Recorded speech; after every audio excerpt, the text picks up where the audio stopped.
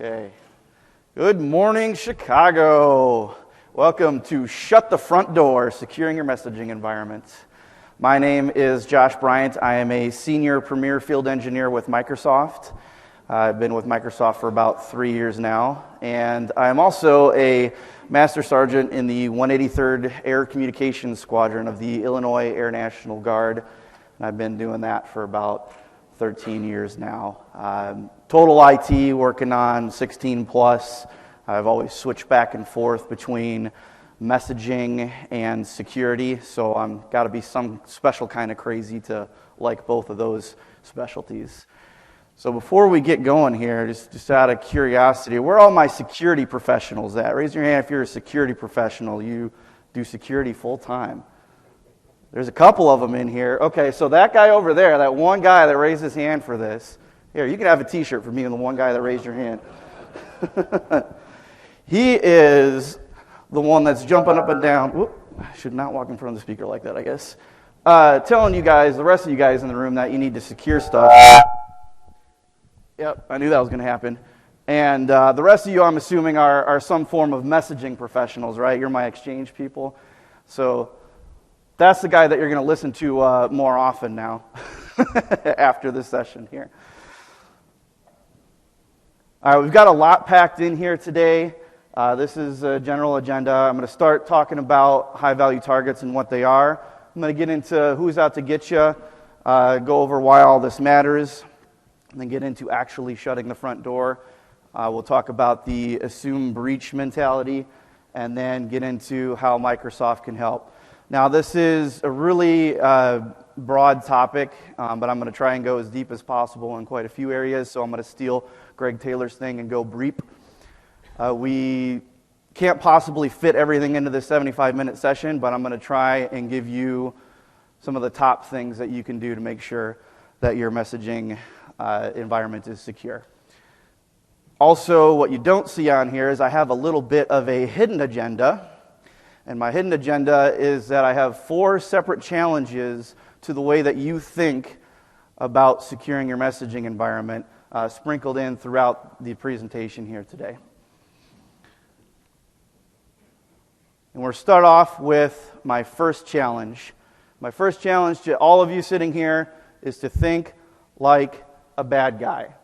And by think like a bad guy, I mean take all the specialized knowledge that you guys have and how your environments work, and even down to the level of how Exchange itself works. We got a lot of really smart people in the room here. If you were to take all that knowledge that you have and use it for evil, what kind of bad things could you do in your environment?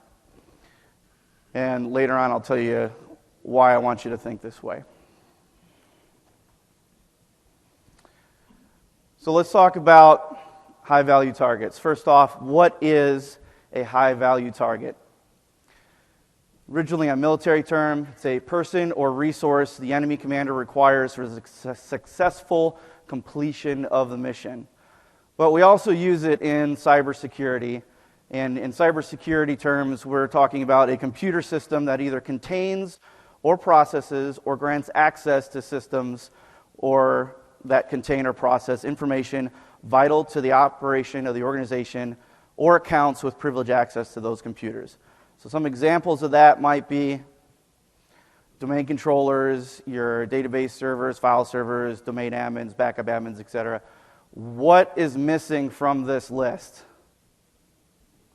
Your email systems.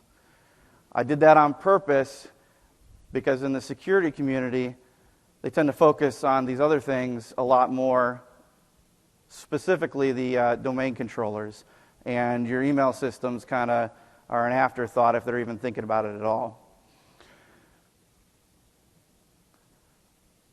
Exchange is a high-value target because email is the front door to your network. Phishing is still one of the number one entry points into any organization's network. It's the easiest way I can get in, and it will always be the easiest way for a bad guy to get in and do something. This means that, because everybody here is here for a Microsoft conference, so I'm assuming you're all running some version of Microsoft Exchange in your environment. It makes Exchange the front door to the network of your organization. Exchange servers contain valuable information. Sensitive data gets sent through email every day. Think about all the different types of things that you see flowing through your environment.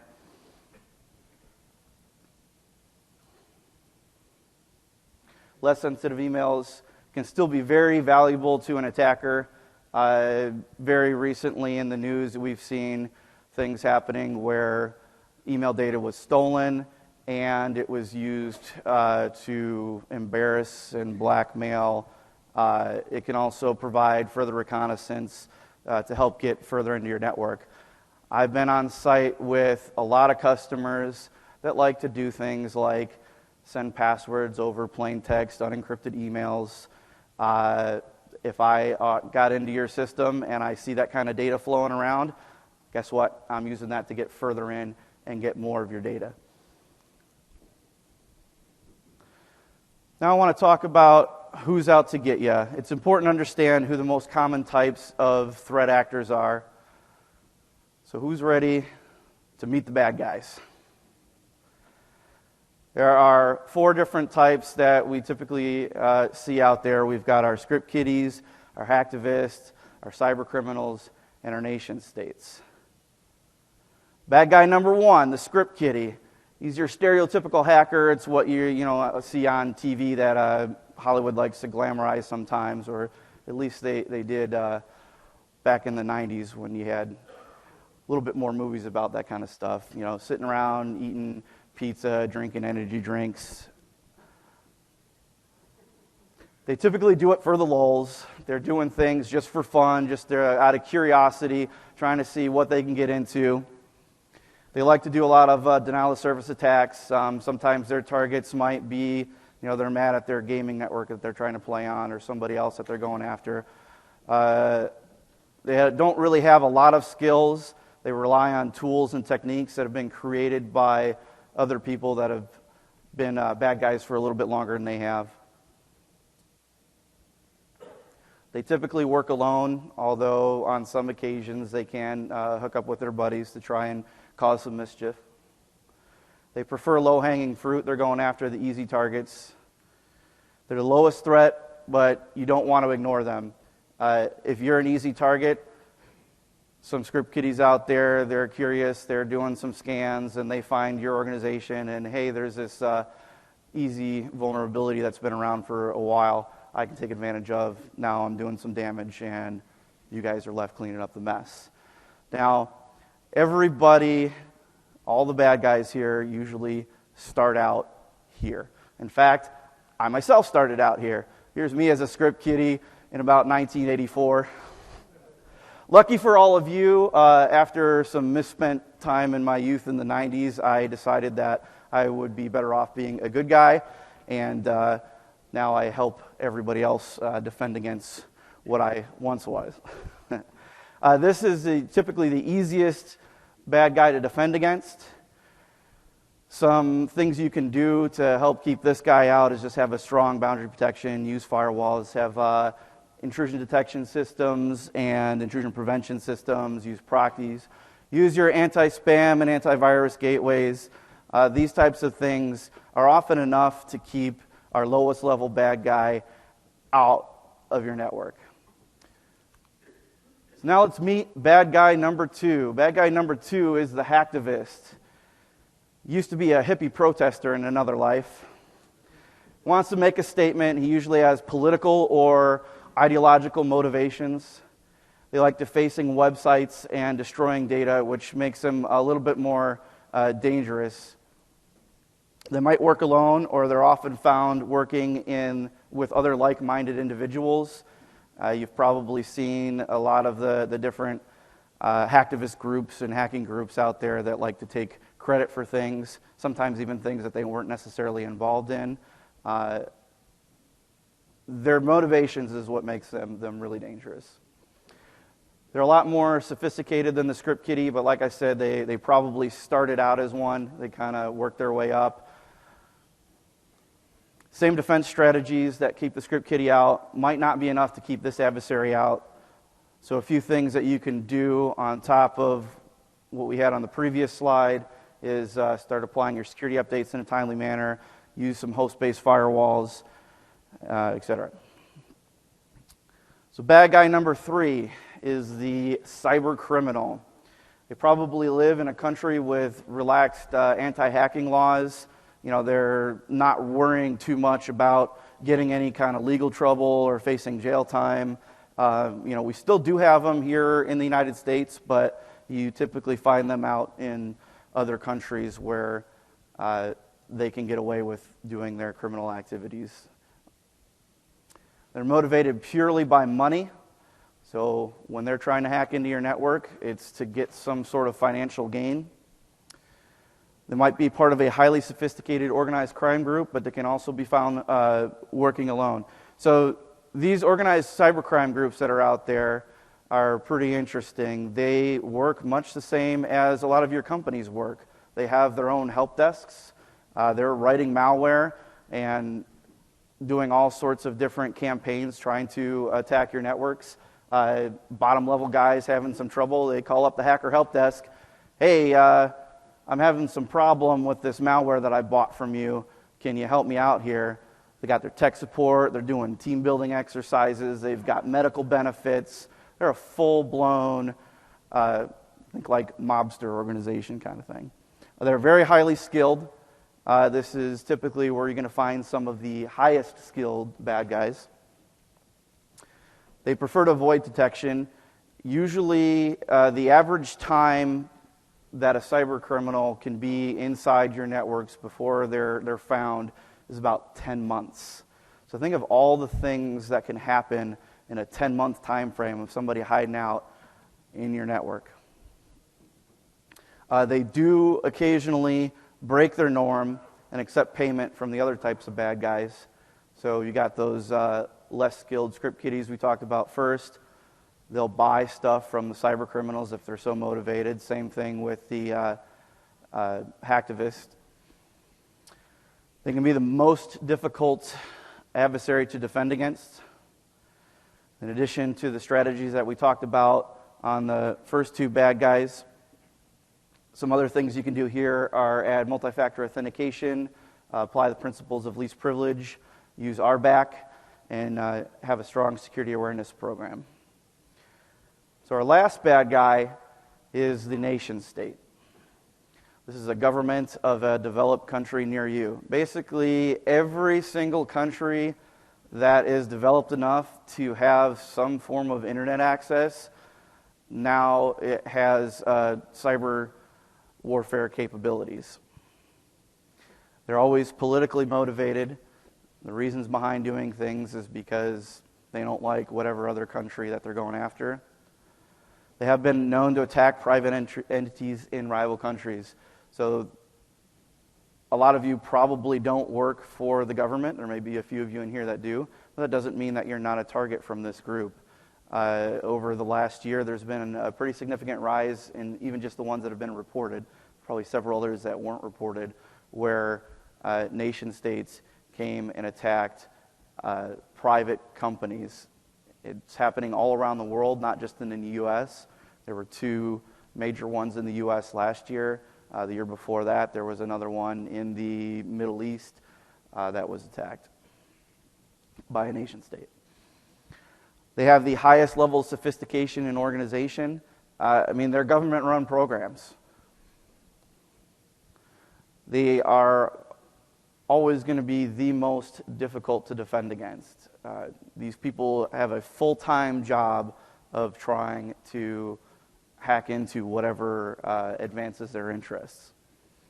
So in addition to the things that we have from the other 3 bad guys, you want to implement some of the advanced credential theft mitigation strategies, such as those found in the Pass the Hash white paper.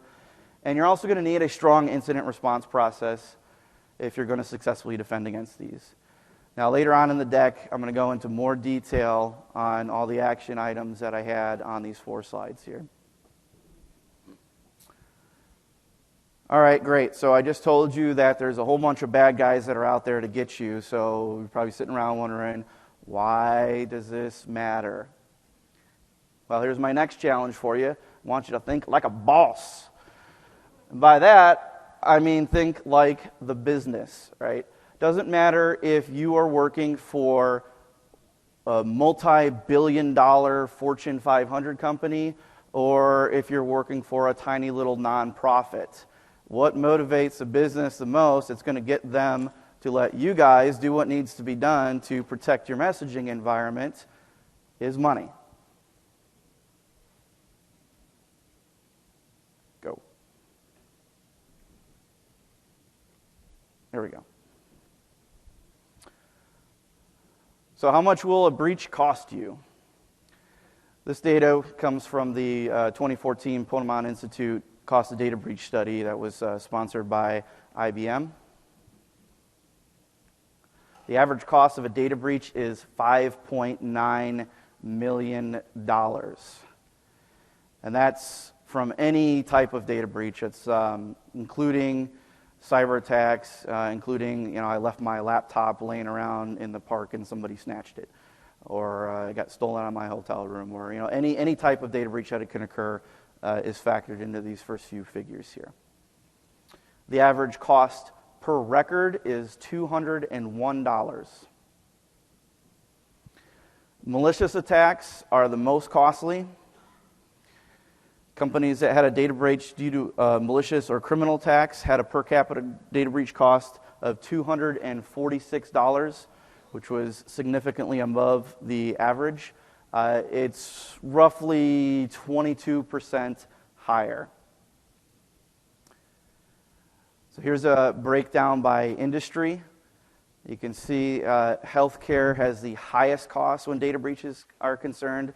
So if you look at this slide and find the industry that you work in on here and add 22% to the number that's on this slide, that's what it's going to cost you if you are a victim of a cyber attack.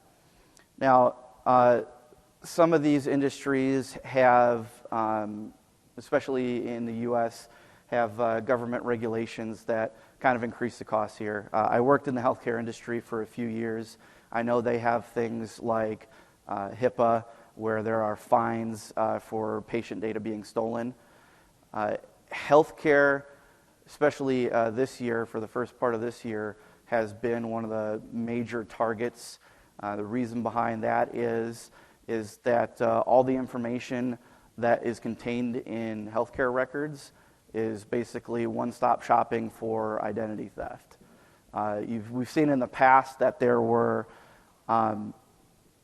like retailers and a lot of like payment processing things we're going after. They've kind of shifted away from that. This year it seems like the big focus is on the healthcare industry.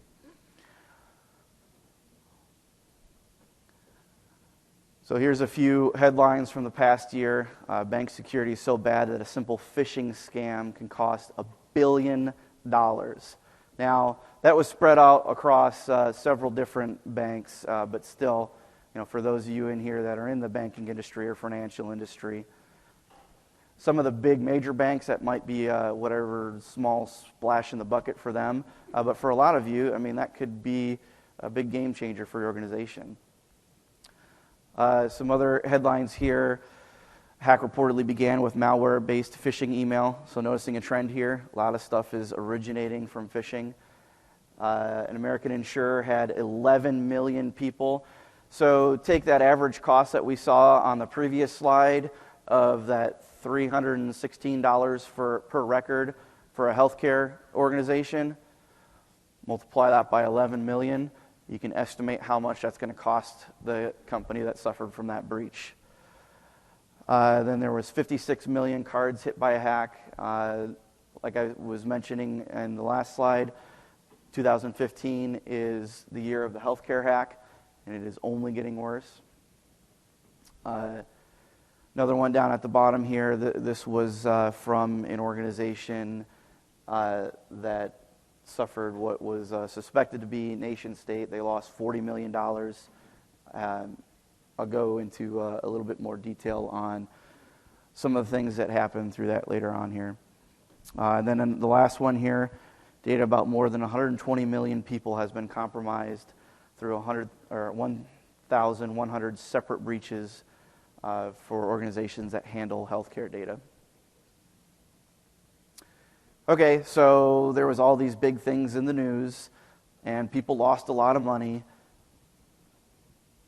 Could it happen to you? Well, to understand how likely it is to happen to you, we got to look at how many fish are in the sea. So Exchange Online Protection blocks 10 million bad messages per minute. 10 million per minute. That is the amount of spam and phishing and everything that's unwanted that is getting shoved at you all the time. Now, you've probably seen similar statistics no matter what you're using for your anti-spam, anti-malware solution. If you look at your own organization, there's going to be a similar percentage that's going through there. I'm just using our own data as an example here. All of the anti-spam and anti-malware solutions on the market are 99% effective at best. I will add that EOP has a financially backed SLA blocking 100% of known viruses, but known viruses is the key word there. New viruses and variants are created on a regular basis, and there will always be a 0-day window that can slip through.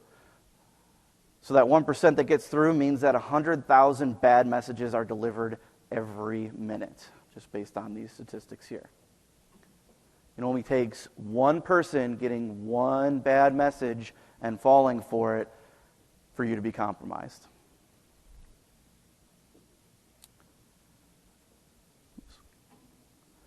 So here's some more statistics from the third quarter 2014 anti-phishing working group reports. In the third quarter there, they had 162,333 unique phishing emails. It was an average of 54,111 per month. And the chart here has a breakdown per month. According to the same study there was 92,473 unique phishing websites, nearly half of which contained some form of target name in the URL for the 549 brands that were targeted. Which leads us into brand jacking. When we're talking about having the URL of the brand in the message, that's known as brand jacking. Your reputation is on the line here. Attackers will use a variation of your domains, not only in the email addresses, but in the URLs that they're trying to get your users to click on. Data breaches, regardless of how they happen, can damage your brand's reputation, resulting in a loss of both new and existing business. Some of the brand reputation stuff was factored into the statistics from the Ponemon report I showed you earlier, where we're talking about that $5.9 million average cost, et cetera. So here's some examples of what brand jacking looks like. Here's our real address. We have administrator@contoso.com. Fake addresses, administrator@contoso.net. So this organization wasn't smart enough to register all variations of it there. Or letter substitutions. In the second example here, administrator@comtoso instead of contoso. So they're very similar. And for your end users, this is really tricky. This is what the kind of stuff that they're falling for, right? When it does manage to get through to them. Another example here, a website, contoso.com. Another substitution, I substituted a 0 for the O on one of them, or subdomains are very common, so they're usually not quite as obvious as your brand name.hacker.com, but fairly similar.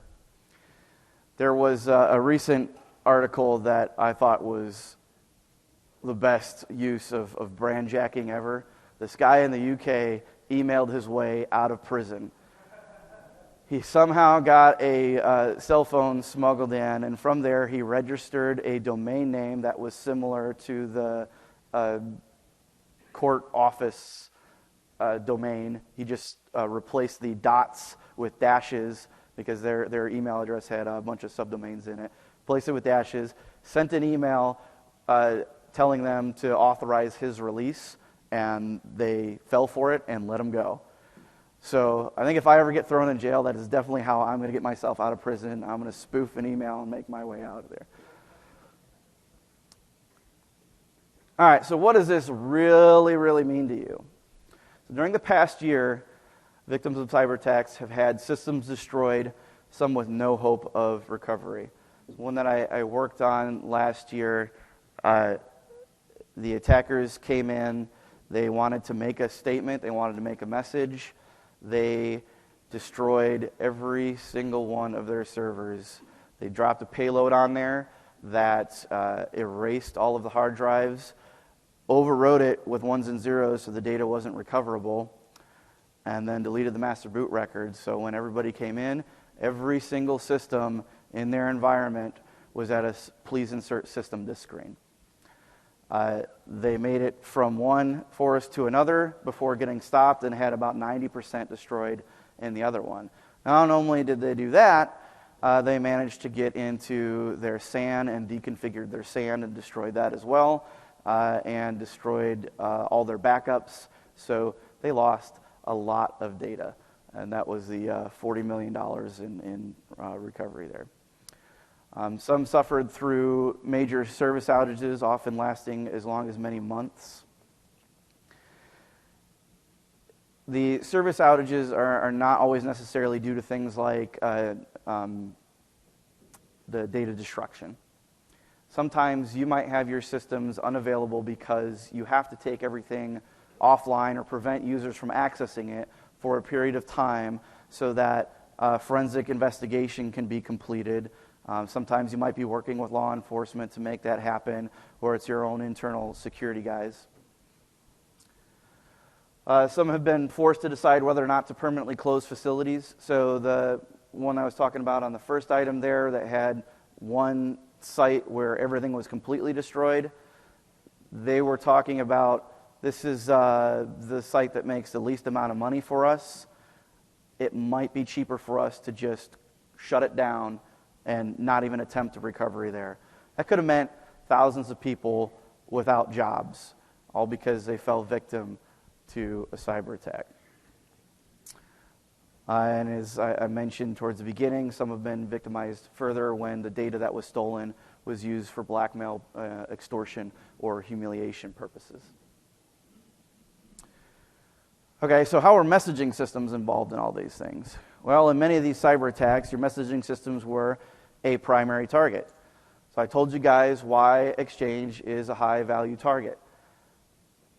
People are after the data that is in your email systems. Right? Think about how easy I can get all kinds of juicy, good, valuable information from your Exchange databases.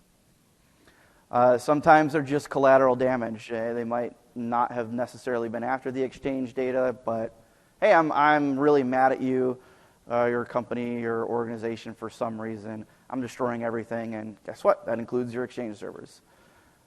Very often they are used as a point of entry.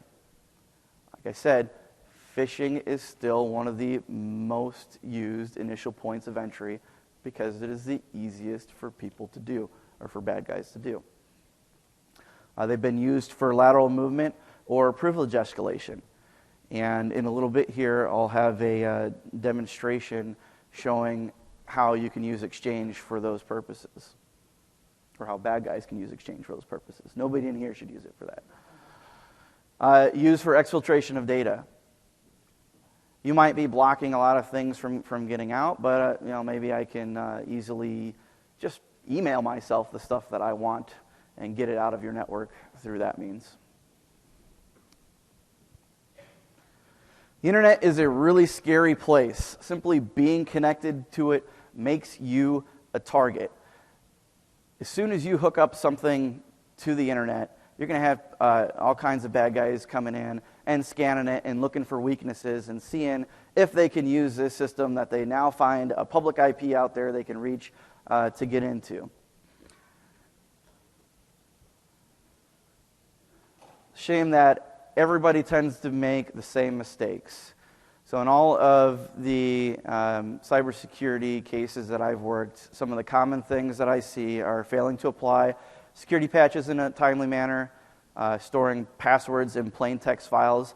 I've actually seen people have huge password lists in a Excel spreadsheet that's just sitting out on a file share, or sometimes I've seen them on a SharePoint site.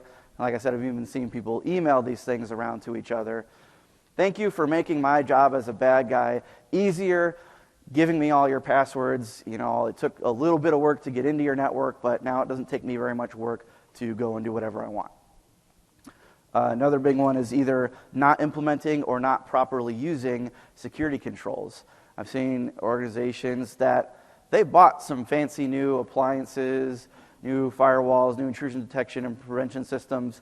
They didn't really implement them. They just kind of hooked them up and they're doing whatever, but they weren't using them properly. Another one is not following secure administrative practices. I'll get more into details on this in a little bit. Some other things you might have seen in the news recently. Big thing here is you'll notice every one of these is using the word sophisticated. So I like the response to that here. When news breaks about a cyber attack, often the affected company will abuse the word sophisticated when describing the attack. Immediately upon hearing the word sophisticated, many in the InfoSec community roll their eyes because the characterization is viewed as nothing more than hyperbole. The skepticism stems from a long history of incidents in which breach details show the attacker gained entry using painfully common, even routine, and ultimately defensible methods. For example, SQL injection, brute force, phishing, password reuse, and old and well-known vulnerabilities. And this is my favorite quote here on this topic. Every significant data compromise is said to be sophisticated, while sophisticated attacks are now average. Deal with it.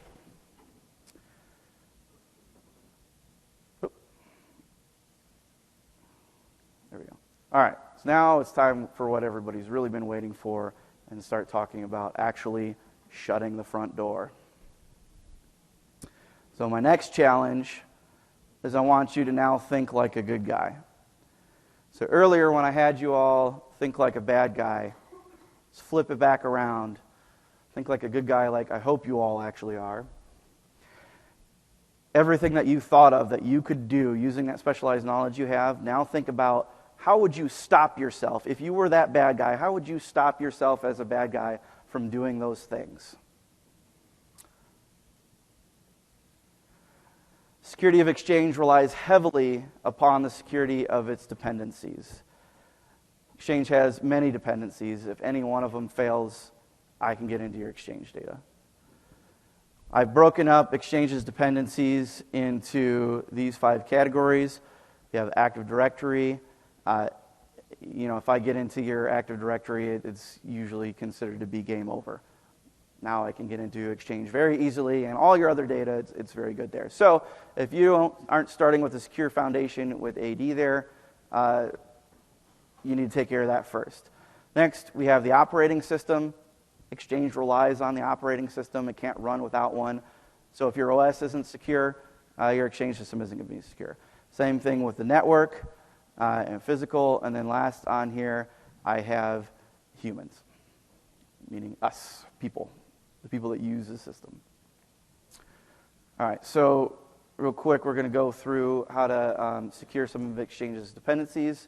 For physical security, I want you to literally shut the front door and the side door and the back door and any other door that you have into your data center. Lock it, monitor it, audit entry. And by audit entry, I mean wherever your Exchange servers are stored, hopefully in a data center, like I said, that is locked. When people access it, you need to know who's accessing it, when they're accessing it. So if something happens, you can go back and put that information together.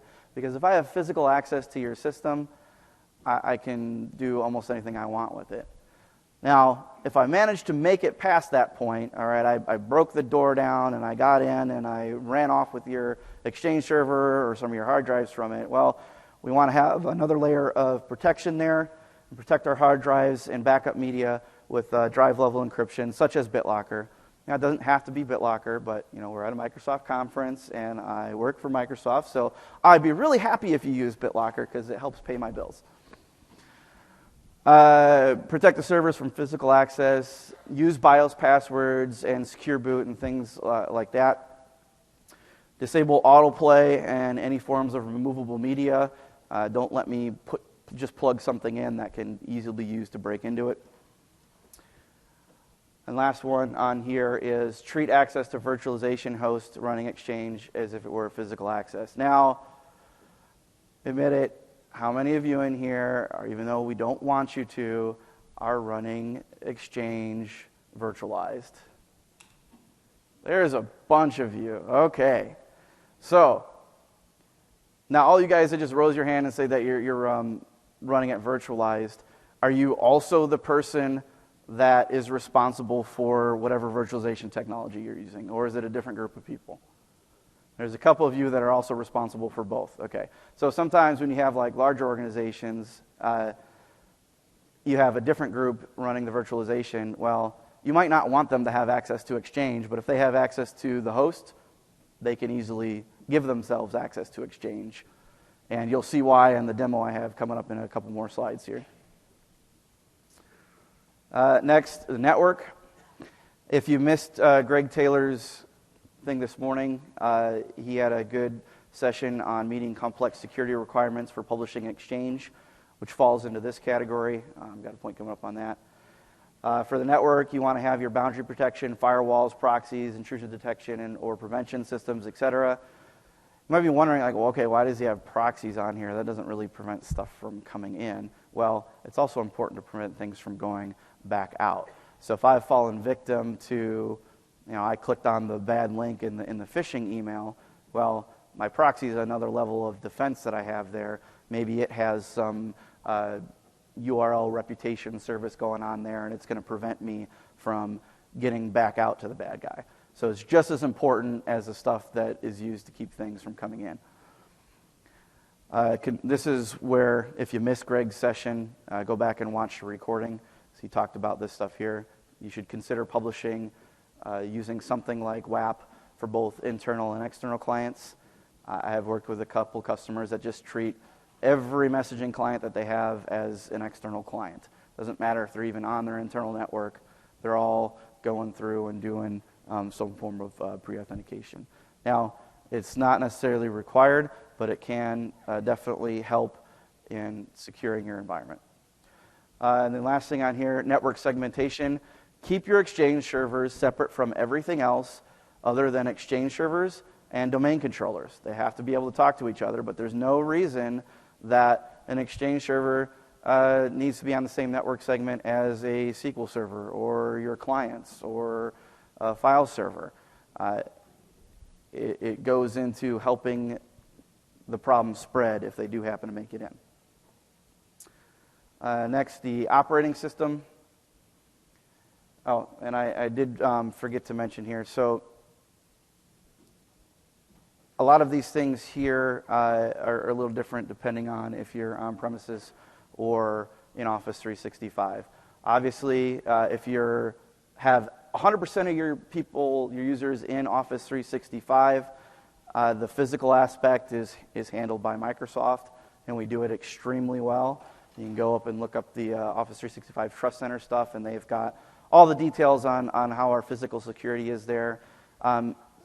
Active Directory, there's still going to be some of that falls on you no matter where you're at, right? You still own the directory, so you're still responsible for securing it when we're doing hybrid and syncing things up and things of that nature. The operating system, obviously, if you're in Office 365, we're handling that part, but if you're on premises, you need to take care of securing your operating system. Number one thing to do there, install security updates as soon as possible. And you probably hear this all the time. It needs to be done. Next thing, don't install or enable any unnecessary roles or install unnecessary software. An Exchange server should be an Exchange server and nothing else. The only other things that you might need to install on there are your backup software if you're still doing traditional backups, or your antivirus if you're using a third-party antivirus. Anything else, keep it off of there. Right? We don't need to load Office on there. We shouldn't try and run SQL on it. We shouldn't run anything that isn't necessary. It reduces the footprint in the attack surface by doing that. In addition to keeping the OS up to date, you also need to keep any third-party software you're using on there. So if any of that stuff isn't up to date, I'm going to use a vulnerability in it and compromise your Exchange server. And then I put keep Exchange up to date on this slide because it is technically an application, and you do need to do that through the operating system. Good thing is in Exchange 2013 and later, we've separated, and it's getting better with Exchange 2016. We've separated the security patches from the functionality patches, so now there's no reason for you to not apply the security updates, unlike when we combine everything in previous versions. Establish baselines and update them on a regular basis is very important to do. If you don't know what your Exchange server is supposed to look like and what software is supposed to be loaded on it, how do you know when something bad is on there? Got to have a baseline and update it anytime you add anything new to your standard Exchange server deployment. You want to enforce security policies according to best practices through GPO. So there's a number of them in there, and I've included some references in appendix for you at the end of this slide deck. You want to limit members of the privilege groups, like local administrators, backup operators, power users, etc. If you don't want somebody to have full access to Exchange, don't give them local admin rights. And that brings us to the last one here. Deny interactive login for any accounts that have no legitimate need for it. You should not be logging into your Exchange server, period, except to do absolutely required tasks that you can't do remotely. Right? And if I need to log in and apply updates, sure, go for it. If I need to do some management tasks, do it from a management workstation. Which brings us to our demo here. Warning, the demo you are about to see contains graphic depictions of Exchange servers being abused. Viewer discretion is advised. For this demonstration, I'm going to show you how easy it is for an attacker that has gained local administrative rights to an Exchange server to insert themselves into the domain as well as into highly privileged domain groups. This is a post-exploitation technique, meaning that I must have already obtained local admin rights on machine in order for this to work. In the interest of time, let's assume that I, as an attacker, have already gained local admin rights on this Exchange server. I could have done this in a number of ways, such as exploiting an unpatched vulnerability. This works on all currently supported combinations of Windows and Exchange. In this demo environment, I have an Exchange 2013 server running on Windows Server 2012 R2, shown here on the right, as well as an Exchange 2010 server running on Windows Server 2008 R2, shown here on the left. At this point, I only have access to this single Exchange server.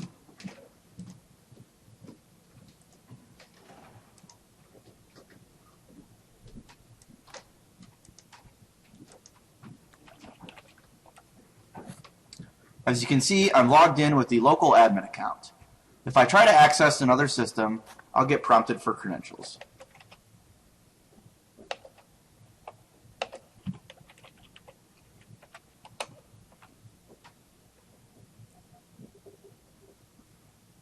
This organization has at least used different passwords for all their local admin accounts, so simply typing in the credentials I've already obtained isn't going to work.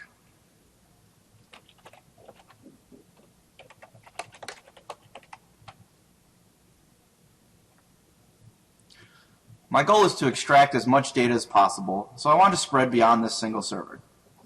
I could wait for someone else to log into this system and then use a credential theft method known as pass the hash, but I'm a little impatient. And since I've compromised an Exchange server, it's completely unnecessary for me to play the waiting game. To gain access to the domain, I'm going to use psexec, which is part of the sysinternals tools by Mark Russinovich. It's important to note that this is not a hacker tool, although it can and has been used as one. This tool is a free download from TechNet and provides some useful legitimate functions for systems administrators. The good news is this tool leaves a lot of evidence behind. It creates a service and several event log entries. So when bad guys use it maliciously, it's pretty easy to track. There are other much sneakier methods of accomplishing the same thing, but this is the one that I'm allowed to show you. To gain access to the domain, I'm simply going to launch a command prompt as system.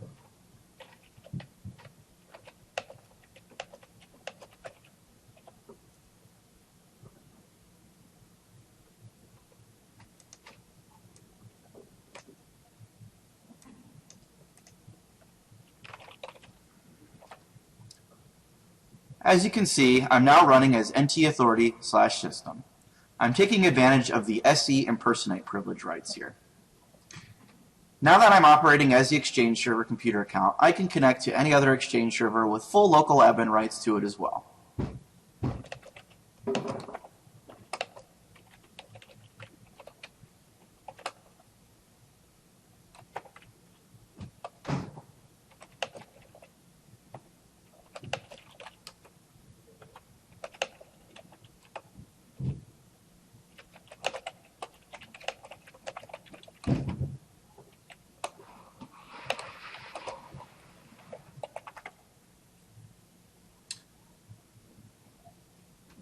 As you can see, I've just accessed my Exchange 2010 server where I previously could not, and I've created this file on the desktop. This is because all Exchange servers must be a member of the Exchange Trusted Subsystem group in Active Directory, and this group must be a local admin on all Exchange servers in order for Exchange to function.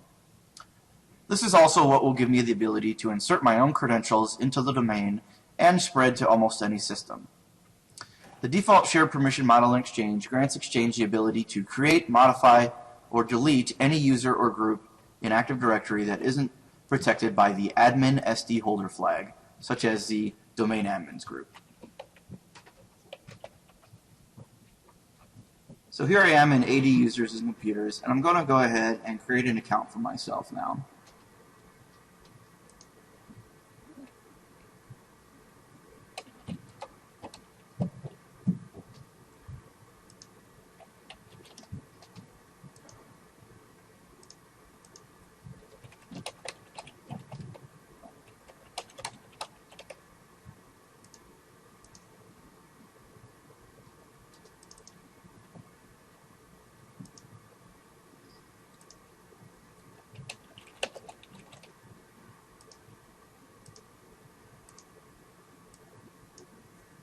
You can see that I'm unable to add myself into domain admins, but that's okay. I can add myself into pretty much any other group that I can find.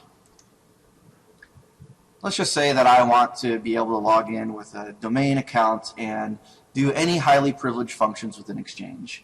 I'm going to go ahead and add myself into the organization management group now.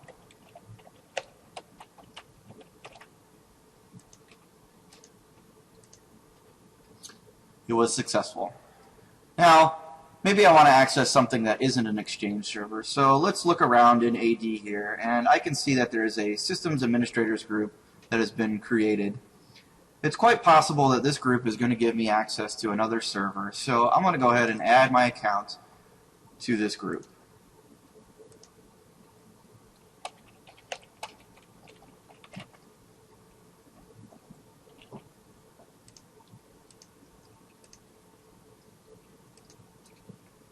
And I'm in.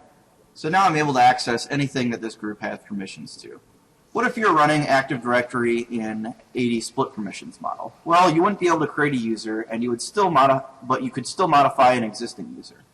I can reset the password on an account and take it over, or if I wanted to be a little sneakier, I could just start adding the computer account for the Exchange server I've already owned into other Active Directory groups to grant access to other resources. As you can see here, if I go to the test domain admin account and try to reset the password, it's not going to work because this account is protected by admin SD holder. But the server admin account here, I can easily reset.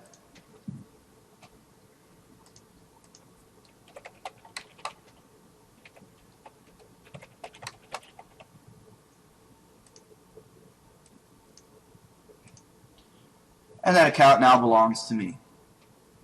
I'm going to switch now to the new account that we just created.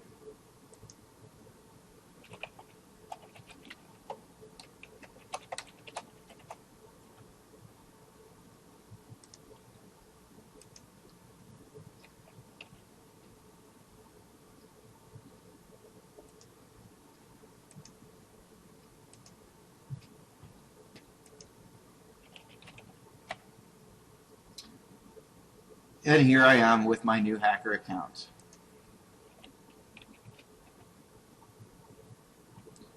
Because I've given myself access to the organization administration group, I can come in and modify a large number of things in Active Directory.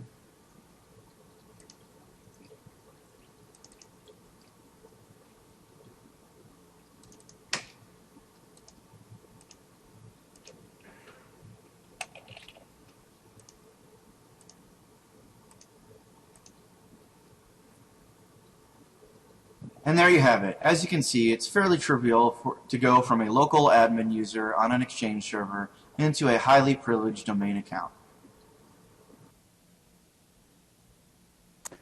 No Exchange servers were harmed in the making of this video. So you can see there, if you didn't already believe from the first slide where we talked about why Exchange is a high-value target, maybe you're thinking, we don't really send or receive any sensitive data in my email. I don't care about protecting Exchange a whole lot for that reason.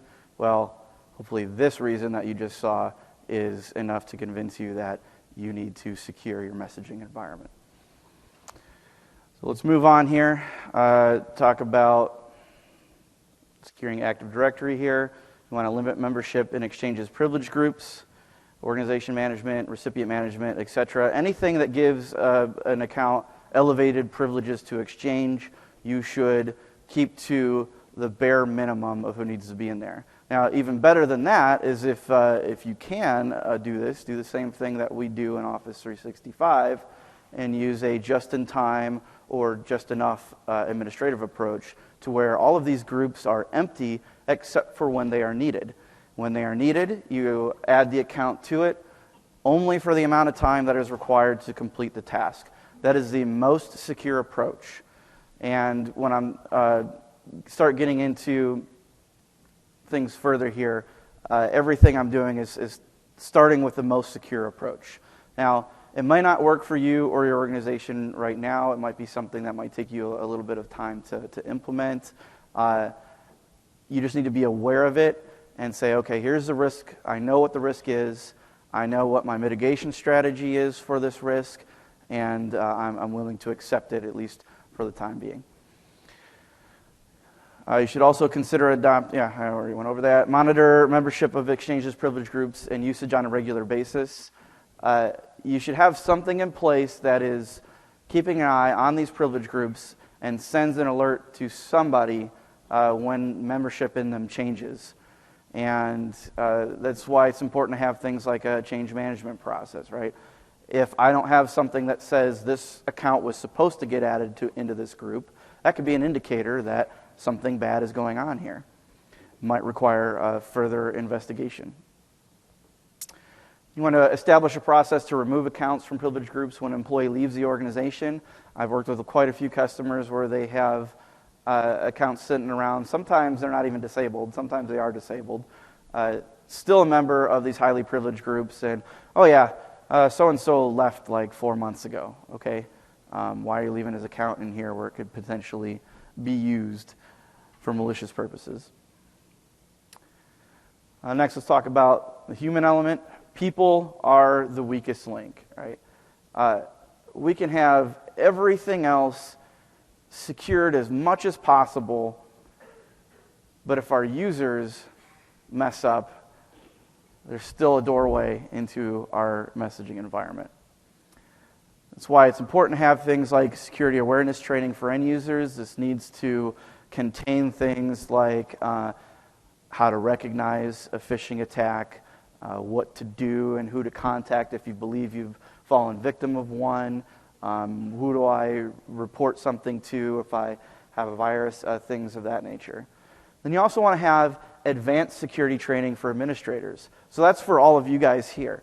And I know this is a little bit broad, and I'm trying to get deep in a few areas here, so hopefully this counts as some advanced training for a few of you in the room anyways. But seek out other opportunities to get security training above and beyond what your average end user is receiving, because protecting what you guys do is vital. And then you also need to conduct thorough background checks on anyone that's being given elevated privileges. Hopefully most of you went through something like that to get the jobs that you have today. And when you're hiring new people, if you're not doing that, start doing it. Now I want to talk about policies and procedures. Without them, how can you expect your employees to operate in a secure manner? You need to have a general security policy, a data classification policy, email policy, mobile device policy, etc. These need to be published and effectively communicated. If I don't know about a policy, how am I going to be able to follow it? They have to be enforced. What incentive do I have to follow these policies that you're putting into place if there are no consequences to them? All right, now let's get into actually securing Exchange. And I've split this into two different categories, securing data in motion and securing data at rest. So let's start with data in motion. We need to secure our client-to-server communications end-to-end.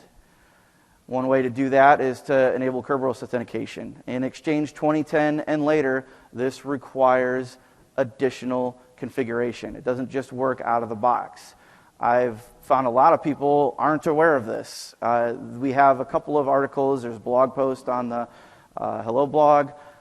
They don't really bring up the security benefits of this. They're focused more on performance. There's performance benefits from using Kerberos over NTLM, but Kerberos is also currently the most secure protocol available for authenticating. You want to enforce SSL for Outlook Anywhere, OWA, ECP, ActiveSync, OAB. Everything that uses a web connection should have SSL turned on and enforced. For Exchange 2010 and earlier, you need to enforce encryption of the MAPI traffic. This can be done from both sides and should be done from both sides. So when we first released Exchange 2010, you might remember that MAPI encryption was on by default, and it broke a lot of things for a lot of people.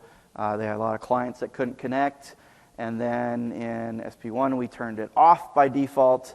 Well, it's still off by default. Go in and turn it on. You shouldn't have any clients in the environment anymore that can't handle it anyways because they're no longer supported.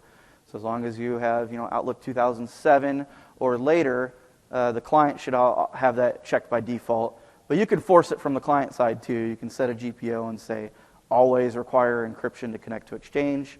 Set the bit on the Exchange size, always require encryption for connection. For your SSL certificates, you want to use a 2048-bit or higher key length when you're requesting the certificate. Use SHA-2 certificates. Now, this isn't possible to request a SHA-2 certificate in Exchange today. By default, when you do the certificate request wizard or use a PowerShell command, it does a SHA-1 request. You can still obtain a SHA-2 certificate from pretty much any third-party vendor out there. There's just like an extra checkbox when you're going through it. It's a little more complicated if you're using an internal PKI structure. I don't have time to go into much more detail on that there, but again, I am providing references for most of these things in the appendix if you download the slide deck. Avoid wildcard certificates. Yeah, sure, you could use them, but there is a little bit of risk in using them. If I don't even have to compromise your Exchange server. I could compromise a web server that you're using the same wildcard certificate on. I own the certificate. Now I can do all kinds of fun man-in-the-middle stuff. Avoid them if you can. A SAN certificate is a much better option. If you are going to use wildcard certificates, just make sure that you are protecting every server that uses that certificate as much as possible. Use multi-factor authentication wherever you can. This should be mandatory for your administrator accounts. So all the accounts that you guys use every day need to have more than just a username and password. It makes things a little bit harder for the bad guy. It's not a magic bullet. I can still do some of the pass the hash stuff even when you're using multi-factor authentication, but it is a strong defense, a good thing to have. And I do want to go back here a second and say that some of these things obviously only apply to on-premises, but the concepts here already in use in the cloud in Office 365. And in fact, for multi-factor authentication, make it really easy in Office 365. There's like a checkbox you can turn on, and now we're doing it. There's got less infrastructure and stuff to worry about.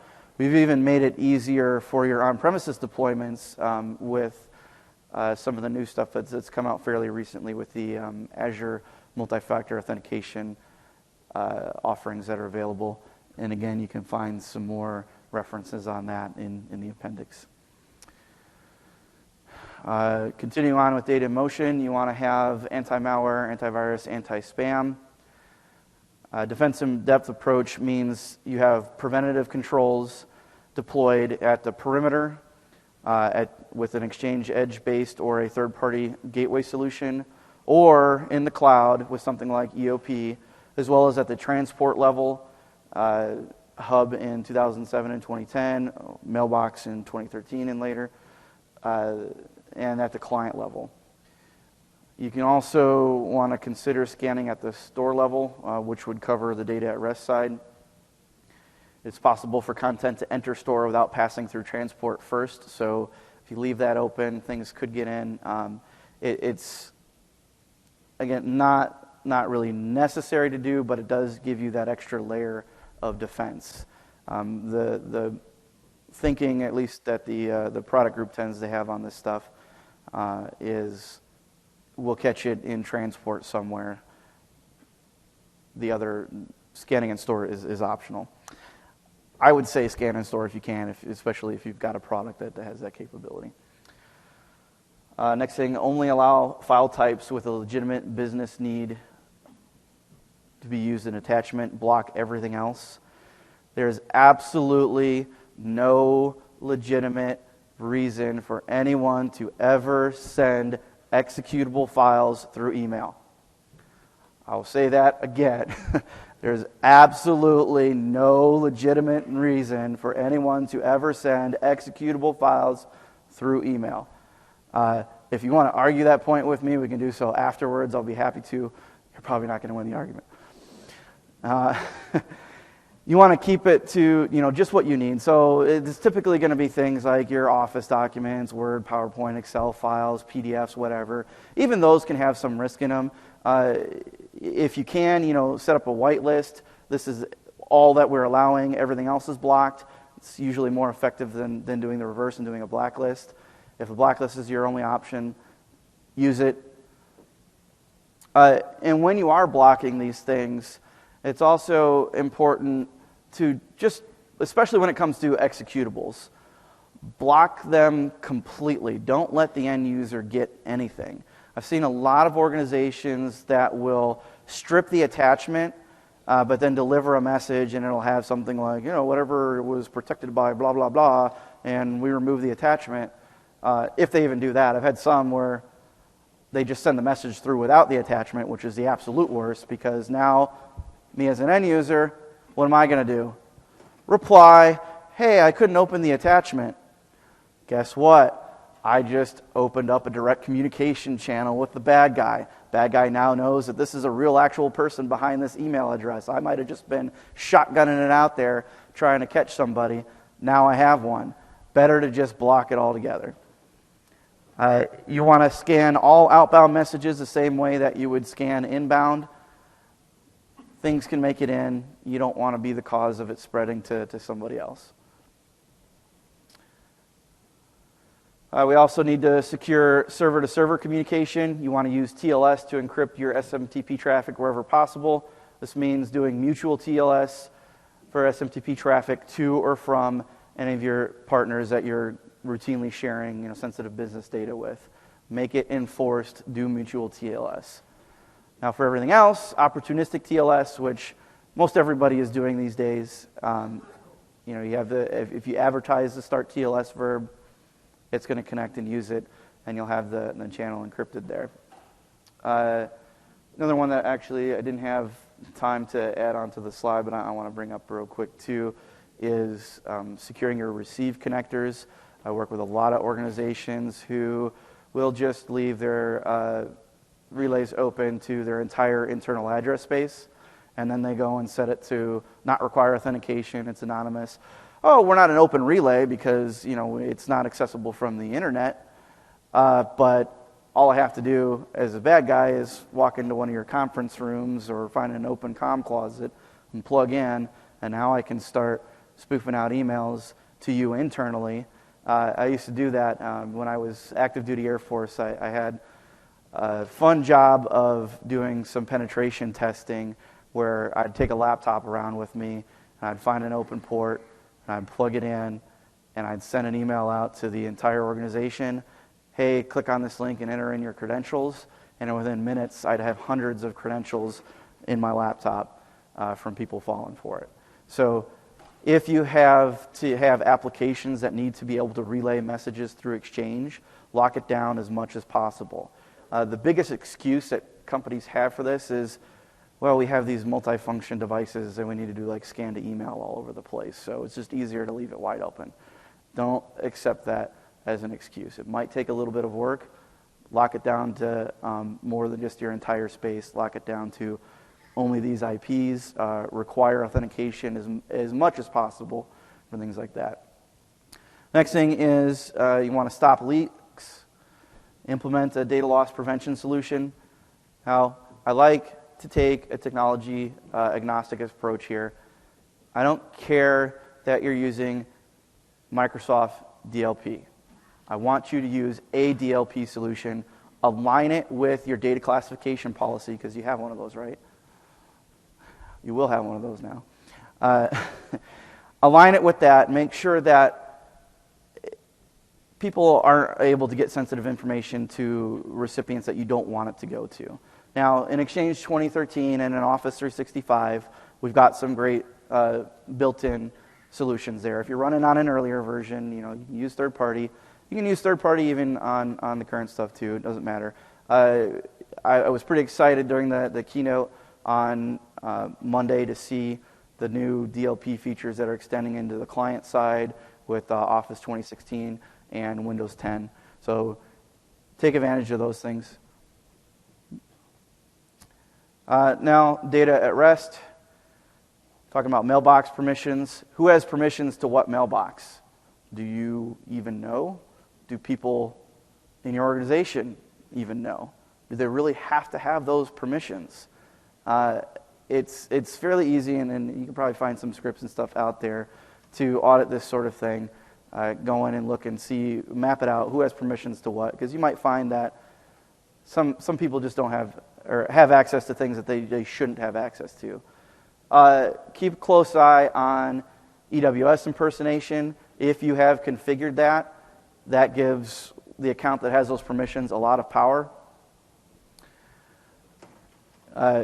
Use mailbox auditing. In Exchange 2010 and later, you should have that on by default, and the default level might be good enough for you. But take a time to look at it and say, does the default level of auditing meet the needs of our organization? If it doesn't, increase it. I wouldn't go any lower than the default, though. But it should be enabled for all of your mailboxes. So that way, when something happens, you've got a record of it. We can trace it. We can find it, see what's going on. And eDiscovery, take advantage of those features, too. Again, you can use third-party stuff here for that as well. You want to prevent offline access. Again, I'll say use BitLocker on server drives that contain Exchange databases, as well as on your clients. If you're allowing PSTs or if you're doing cache mode, if I get a hold of your clients, it's fairly easily for me to crack into an OST or PST file. Same thing on the server side. We have database portability. If I get your database, it's pretty easy for me to get in there and get at it. So BitLocker or something like it to help prevent those types of scenarios. You notice a trend on encryption here. We were talking about encrypting client traffic. Well, for our data at rest, you can use things like SMIME or the Office 365 message encryption, or a similar service on individual messages to help protect our data even further. You can also use IRM or RMS, Rights Management Service. There was some pretty cool stuff that we saw in the keynote on Monday around that as well. All right, so now I want to talk about assume breach. If you have ever been to a security-related talk within the past few years, you might have already heard this, so I'm not going to spend a whole lot of time on it. It basically means that the bad guys are going to get in. So it's not to scare you, not to make you freak out. It could be something really minor. They might maybe get one system and you're able to react to it appropriately and keep them out from getting any further, or it could be much bigger. So you might be asking yourself, what's the point? Well, trying to get them from getting in to begin with is still very important. You don't want to be an easy target. If it's hard to get in, only the most sophisticated and determined attackers are going to make it in. So when you're thinking about assume breach, you want to think about how will you keep them from getting back out. You need to have an incident response plan, know what to do when the breach occurs. Since a lot of you are messaging guys and not security guys, if you don't know what your incident response plan is involving the systems that you're responsible for, seek out the security folks in your organization and ask them what it is. And if they don't have one, pressure them to make one. Containment is the key. When they get in, you want to keep them isolated. Don't let them spread. Don't let them get back out. Tomorrow at 5 p.m., Aaron Margosis and Mark Simos are delivering a session called Barbarians Inside the Gates, Protecting Against Credential Theft and Pass the Hash Today. Their sessions are usually really great. If you're more interested in learning more about the assume breach philosophy and how to prevent things like what I showed you in the demo earlier, attend their session tomorrow at 5. So my last challenge for you is to think like a user. Okay? So if we're going to go and implement all of these different security controls and secure the system, people still have to be able to use it and live with it every day, right? Don't make it hard on the user. Don't underestimate the power of inertia or people's tendency to be lazy. If you make it hard for someone to do their job, they're going to find an easier way to do it. The easier way will often undermine security. You need to make it easy to do the right thing and hard to do the wrong thing. Now, everything that I've shown you today, most of it is not going to cause too much of, if any, headache for your end users. Some of it, especially if you start getting into implementing all the credential theft mitigation techniques, might make it harder on yourselves. You'll get used to it, and it's important to do. The things like multi-factor authentication can be an annoyance because it's brand new and we never had to do it before. But when you're doing things, just don't make it too hard for people. So how can Microsoft help? Well, so I've got these couple slides in here that they asked me to put in. These are links. You can go and find these resources for enterprise architects that are more towards the cloud side of things. In addition to this, there's all kinds of free resources out on TechNet that we have available to you. There's things like this conference and other security-related things as well. Now, make sure you download the slides and look at the appendix at the end because a lot of those resources are included in there. Then we have the cloud roadmap, which includes more information like we had on the previous slide there. And we have proactive services for Premier customers. How many Premier customers have we got in here? Quite a few, all right. So if you weren't already aware, we have several security assessments, including the offline assessment for Exchange Server Security, one that I am particularly proud of because I'm the lead for it and helped develop it, and my friend here in the front row, Wes, helped write the code and set this thing up. We also have the same available for AD. Windows Server, IS, SQL, and SharePoint. So we love to come out and take a look at your environment and make sure you're doing things in the most secure manner. It covers everything that I went over in this presentation and then some. In addition to that, we have some reactive services available. We have incident response services. If you think that you have been a victim of a cyber attack, contact your technical account manager and they will get you incident response that is free for the initial phone response. If you start bringing people on site, then you might get some costs involved. Then we have tactical recovery services. So if you're unlucky enough to have been victim of one of those attacks where they start wiping things out, or just we need help. We know we've been compromised. We need to help getting the bad guy out of here. We've got services available for that. Again, contact your TAM for more details. If you're not a Premier customer, you can go to this site for information on how to become one, or in the Expo Hall, there's a Premier booth, and the Microsoft Services cybersecurity booth is right next to them. Even if you already are a Premier customer, go talk to the cybersecurity guys at that booth. They'll have a lot of good stuff for you. We do not have time for questions. I'm going to skip that. Last thing here, if you are interested in the Exchange or SharePoint pre-release programs, we are looking for more customers to join that. We have Balakandra in the back there you can talk to about that, or you can find people in the Expo Hall in the Office 365 booth for that. Thank you all very much for coming. You can follow me on Twitter or check out my blog. And don't forget to fill out your evaluations.